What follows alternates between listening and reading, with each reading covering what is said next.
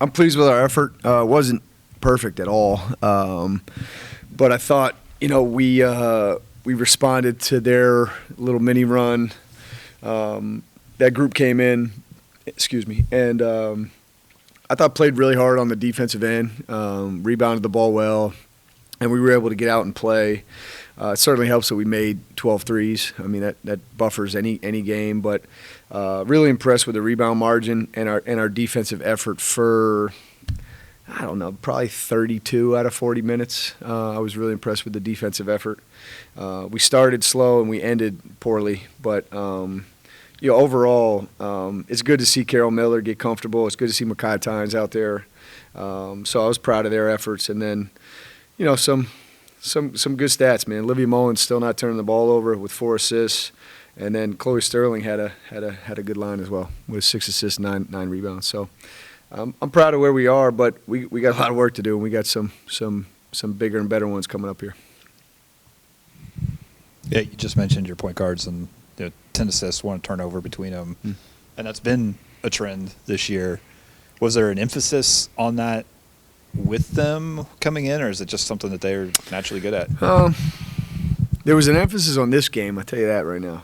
I thought the only way Longwood could stay with us is if they got us turning it over, like some of their traps or their mirage defense, But no, I think they're I'm impressed, man. I didn't think Olivia would be where she is right now. I mean, it's 16-1 in 4 games, right? I think that's what it is. So, I think with point guards, you always want them to play efficiently. You always want them to not turn the ball over, but it's in their hands so much that they're gonna. So not a crazy emphasis, Shane. Not like our rebounding, right? Rebounding is certainly top of my list all the time. But their floor games are great right now. And again, it is going to get harder, but we've had some people throw stuff at us.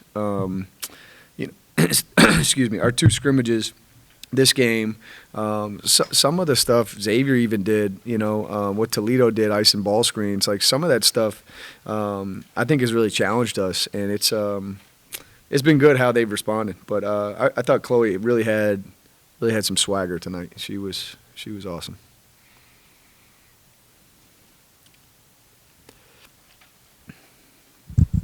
Talk a little about just kind of emptying your bench tonight and getting some of those ladies a lot of minutes.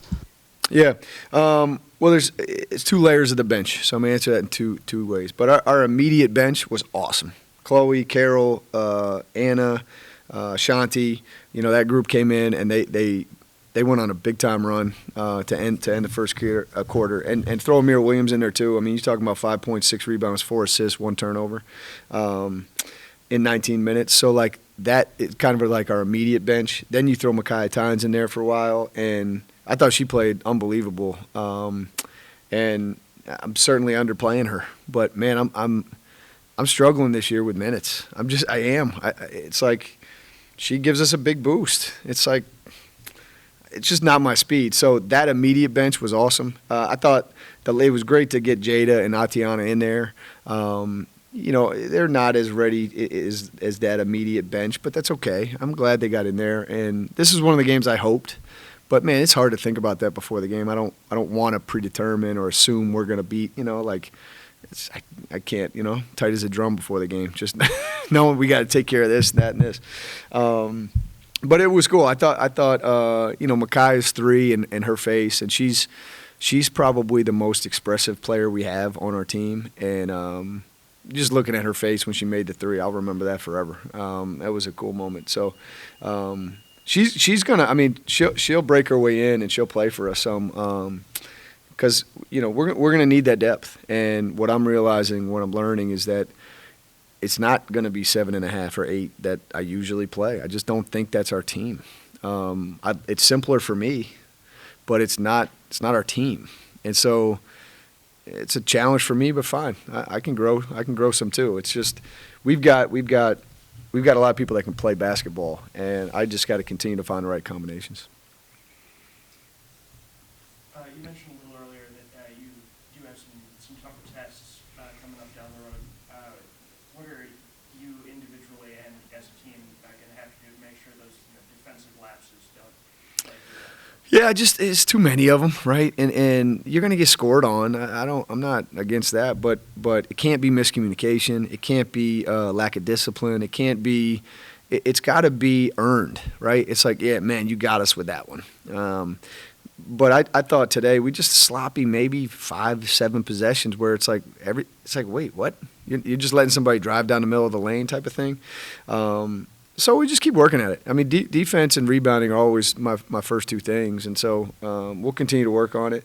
I thought we played a little 3-2 zone tonight, and I thought that was good for us with the right lineups. So again, it's going to be a process, man. You guys are going to be sick of me saying, like, I'm learning this team. I'm learning what we can do well. I'm learning style. But yeah, we got a ways to go.